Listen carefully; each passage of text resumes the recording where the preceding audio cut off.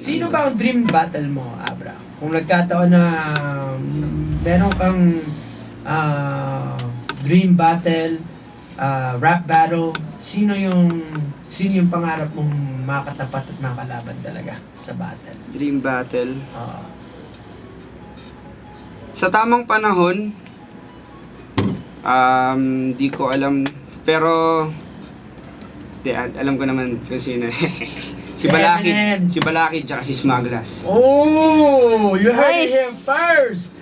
Abra wants to set up a battle with Balakid or Smaglas. Tamang panahon. Alam ko, si Disaster nga, dapat si Disaster nga atat na mga kalaban ka. Balakid! Alam ko nung panahon noon, 2013, isa sa mga dream battles ni Looney, si Disaster nung panahon yun. Nangyari. So wala naman talagang imposible. So, ibang level yun. Kung mangyari yun, malaking bagay yun at ibibigay ko lahat. Pero yun, no? So pinag-uusapan na ba?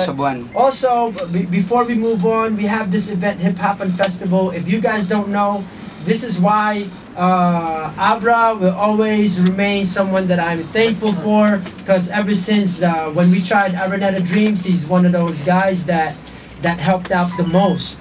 He promoted the most, he shared the most, he performed there, he didn't charge us no money to perform there. He did it for the heart, for the love, for the culture. And he continues to do so now because he will also be a part of Hip Hop'n Festival na magaganap dito sa Lipa City, Batangas sa April 8. Yeah. Kaya Abra, salamat sa din, Mike, na pagsuporta mo sa galawan natin na ito. Yeah, props kay Mike Swift, holding it down since dati pa. At alam natin, maasahan natin si Mike pagdating sa mga tamang galawan kung paano tong hip hopan, paano natin siya dapat dalhin.